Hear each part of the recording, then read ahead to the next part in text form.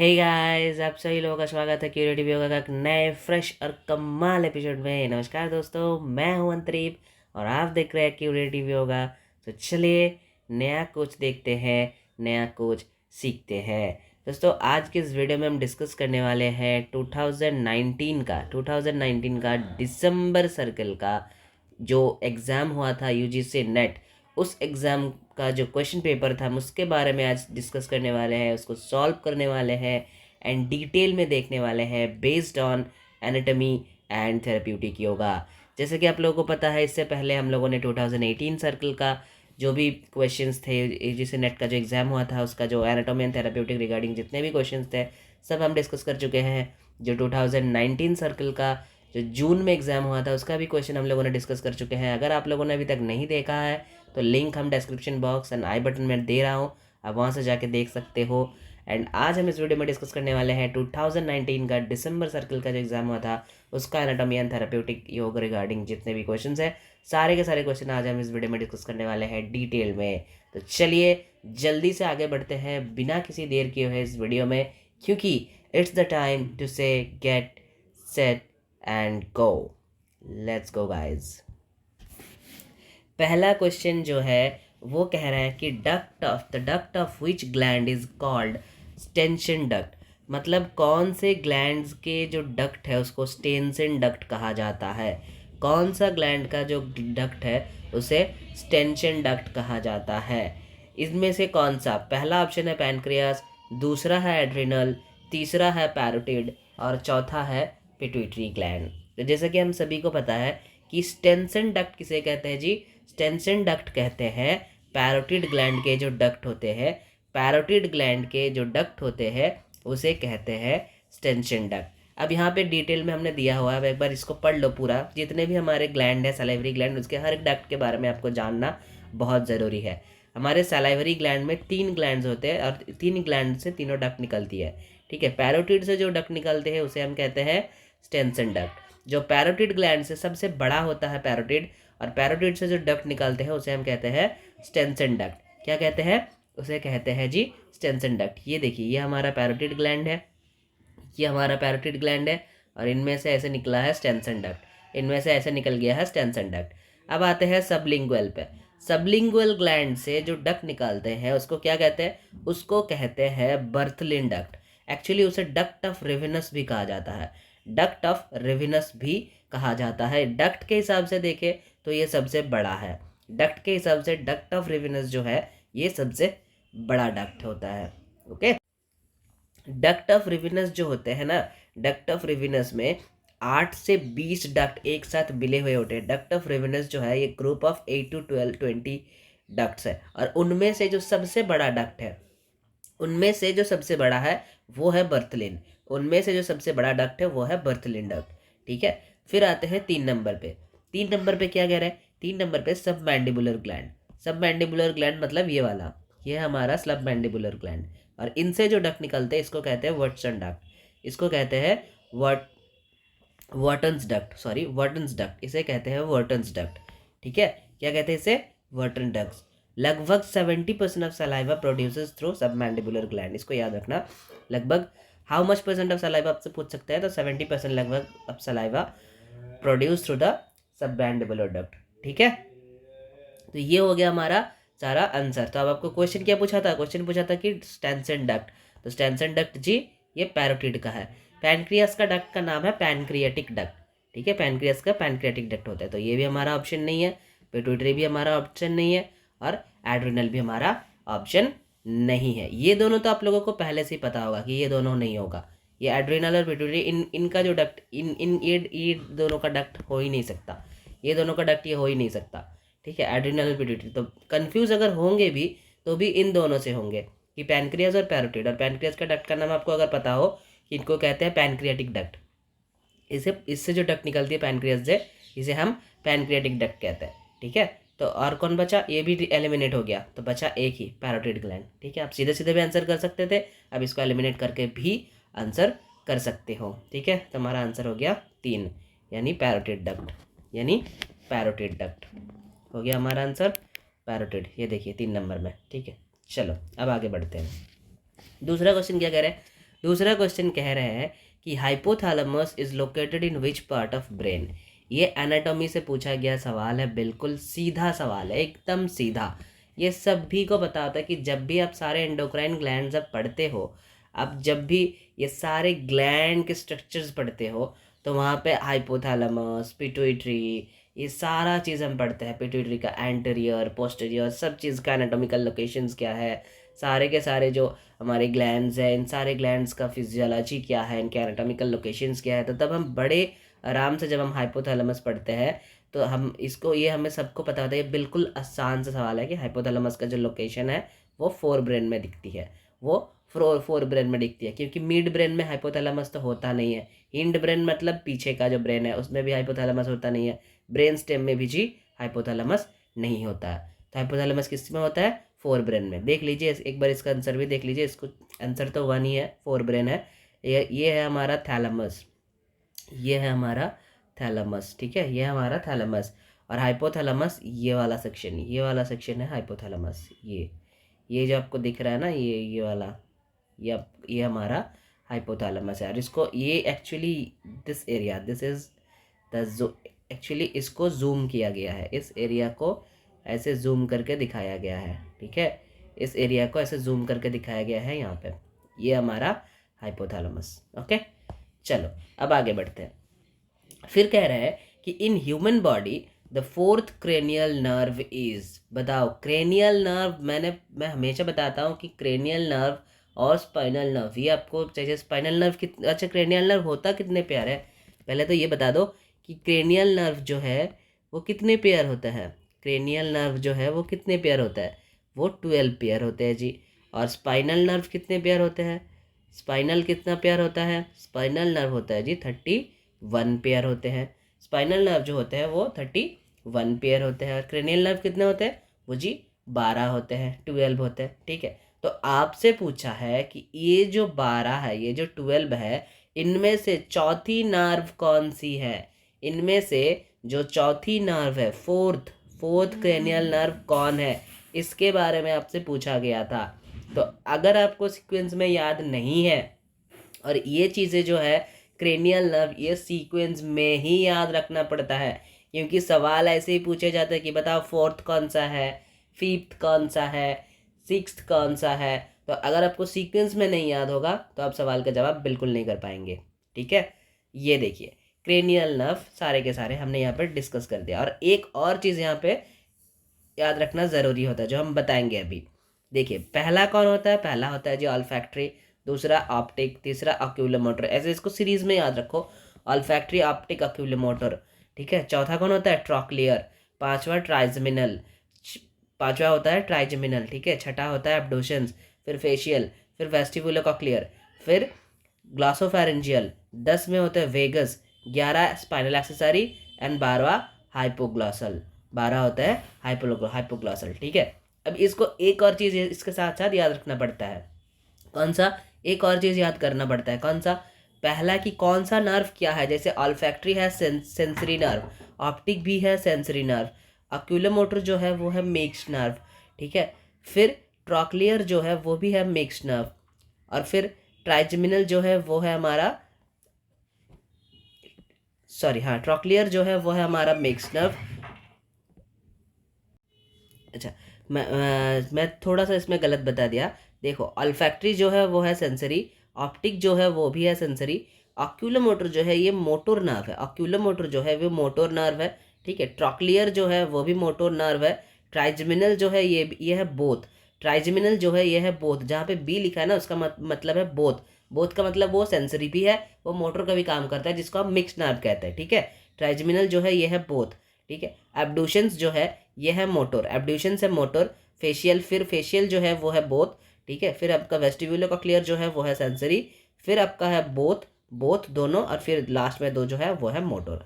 तो इसको आप ऐसे सीक्वेंस में भी याद कर सकते हैं कि S S M M B M, S S M M B M, M B S S, sorry M B S B B M M. इसको आप ऐसे लिख के भी याद कर सकते हो, और या तो आप इसको सीरीज बना सकते हो एस एस एम करके, ऐसे 3-3 करके सीरीज बना सकते हो, एस एस एम, ठीक है। ऐसे करके आप सीरीज बना सकते हो, S S M, M B M, ऐसे करके एम बी एम, ऐसे करके आप लोग सीरीज बना सकते हो इसका, ठीक है, तो इस तरीके भी आप लोग यूज़ कर सकते हो, ये ट्रिक भी आप लोग यूज़ कर सकते हो। लेकिन इसको आप ऐसे चार चार करके पढ़ोगे तो सबसे मेरे ख्याल से बेहतर होता है कि SSMM, जैसे पहला चार को आपने ले लिया SSMM, फिर आप चार को यहाँ पे लोगे BM BS ऐसा करके, फिर आप चार को यहाँ पे लोगे तो 3 सीरीज में आपका पूरा याद हो जाएगा BBMM ऐसे करके, है ना।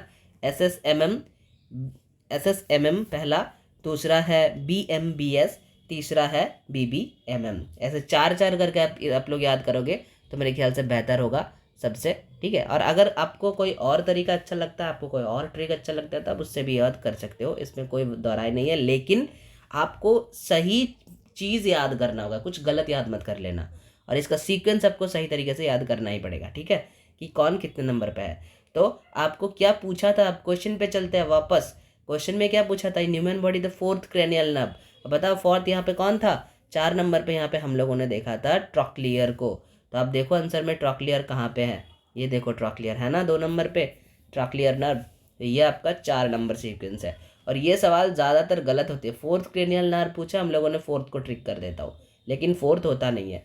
तो अब बताओ ये ट्राइजेमिनल कौन, ट्राइजेमिनल कितने नंबर पे था जी, हमारा ट्राइजेमिनल जो था वो था 5 नंबर पे। ये हो गया हमारा 5 नंबर क्रेनियल नर्व, ये हो गया हमारा 4 नंबर क्रेनियल नर्व। हाइपोग्लॉसल हो गया हमारा 12 नंबर क्रेनियल नर्व। और बताओ एब्डूशंस कौन सा था, एब्डूशंस, ये देखो एब्डूशंस था हमारा 6 नंबर का क्रेनियल नर्व, एब्डूशंस जो था 6 नंबर। तो आपसे आंसर कौन सा पूछा था, 4 नंबर पूछा था, ये हो गया आंसर। ये भी नहीं है, ये भी नहीं है, ये भी नहीं है, ठीक है। चलो अब बढ़ते हैं आगे। नेक्स्ट क्वेश्चन पूछ रहा है, in human body the total number of thoracic vertebra. अब थोरेसिक वर्टिब्रा टोटल कितनी होती है, सबको पता है भाई थोरेसिक, ये बहुत आसान सा सवाल था, इतना आसान सवाल अब भी मेरे ख्याल से लगता नहीं है कि आप लोगों को पूछेगा, लेकिन कई बार पूछ भी लेता है। तो यकीन मानो पिछले बार भी ऐसा कई सवाल पूछा गया था जो बिल्कुल ईजी था। 2023 जून सर्किल का बात कर रहा हूँ मैं, ठीक है, 2023 जून सर्किल का बात कर रहा हूँ। वहाँ पर भी ऐसा बहुत क्वेश्चन, ऐसा कुछ क्वेश्चंस तो था, बहुत तो नहीं था, लेकिन ऐसा कुछ क्वेश्चंस थे जो बिल्कुल आसान था, और क्वेश्चन को बिल्कुल बिठाया गया ऐसे। मतलब जब भी आपके जो एग्जाम में आपका जब क्वेश्चन फ्लैश करते हैं ना, तो कई बार होता है कि बैक टू बैक कुछ टफ क्वेश्चंस आपके सामने आ रहा है, फिर अचानक से एक इजी क्वेश्चन आ जाए, बहुत इजी, तब उस क्वेश्चन को भी अब टफ करके ही सोचोगे, अब इजी क्वेश्चन को गलत करके आते हो, ऐसा होता है एग्जाम में। तो कई बार ऐसे सवाल पूछ लिया जाता है, ठीक है।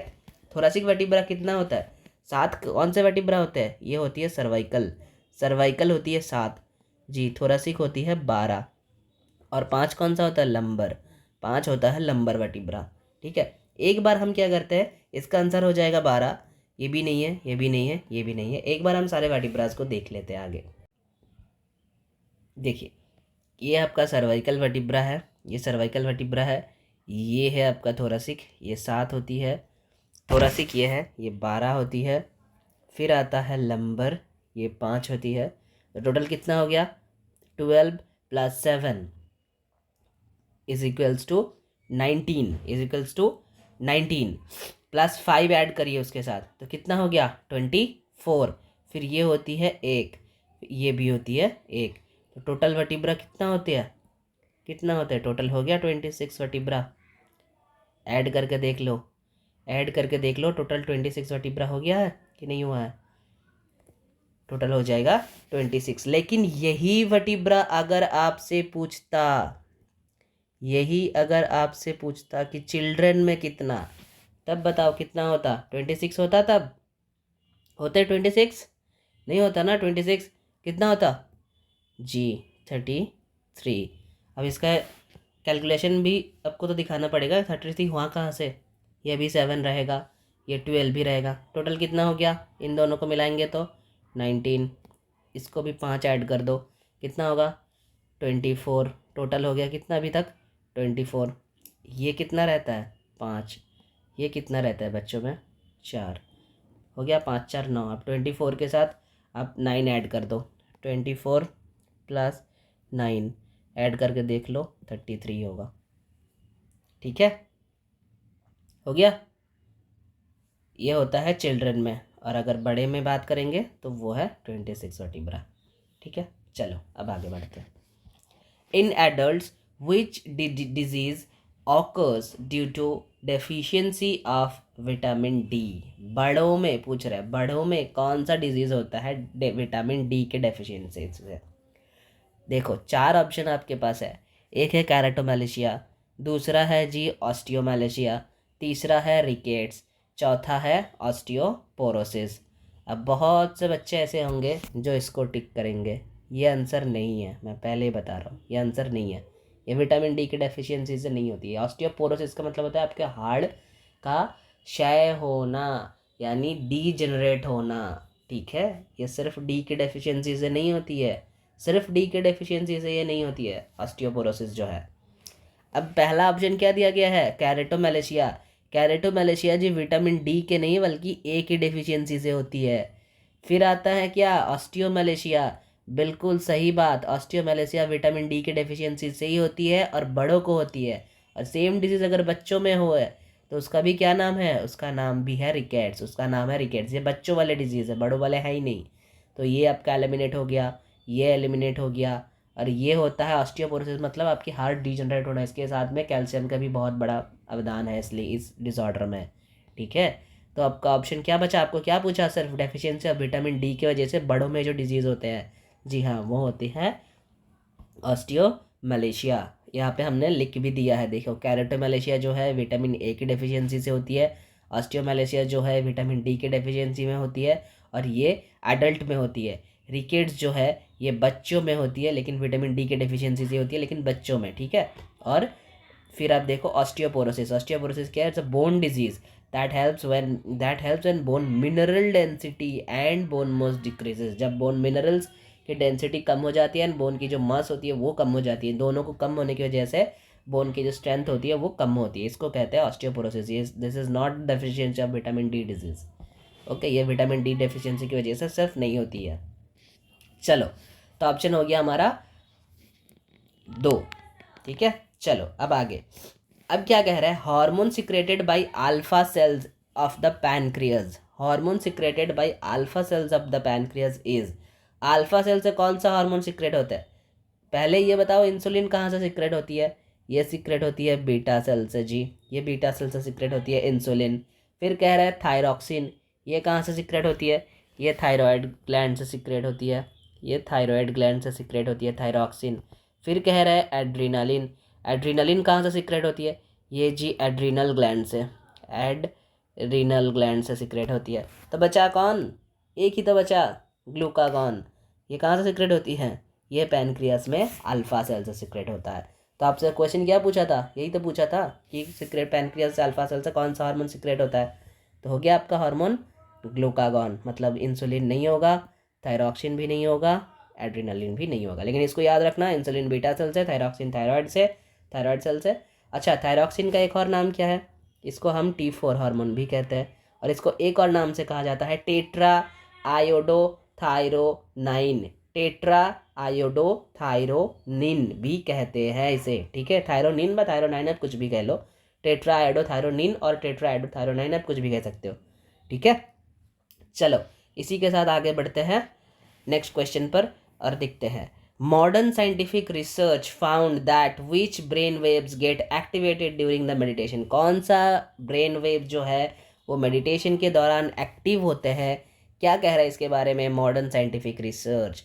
जी, मॉडर्न साइंटिफिक रिसर्च यही कहते हैं कि इनमें जो सबसे जो वेव्स की एक्टिवेशन हमें दिखती है मेडिटेशन के टाइम वो है अल्फ़ा वेव्स, वो है जी अल्फ़ा वेव्स। कौन से वेव्स है, वो है अल्फ़ा वेव्स। ठीक है, वो है अल्फ़ा वेव, अल्फ़ा वेव की एक्टिवेशन दिखती है। इसको एक बार पढ़ लीजिए अच्छी तरीके से।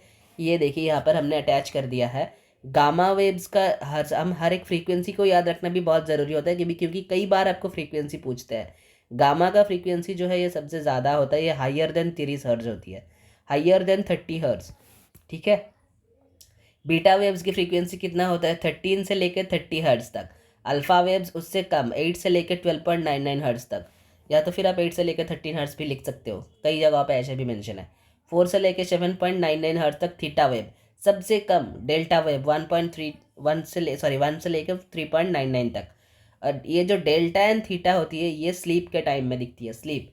अल्फ़ा जो है ये भी स्लीपी स्लीप, ये एक्चुअली रिलैक्स्ड वे में, जब आप रिलैक्स्ड होते हो, स्लीप में होते हो, तब भी ये दिखते हैं, जो पहला स्लीप होता है उसमें। और रिलैक्स्ड में ज़्यादातर ये जो वेव्स है अल्फ़ा वेव्स, ये जब हम नॉर्मली एक्टिव रहते हैं, काम करते हैं, दिन में जगे हुए होते हैं, सारे काम कर रहे होते हैं, तब ये दिखते नहीं है।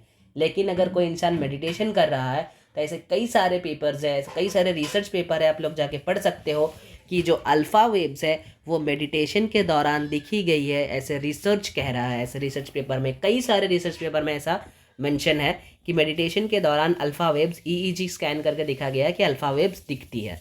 ओके, चलो अब बढ़ते हैं आगे। नेक्स्ट क्या कह रहा है?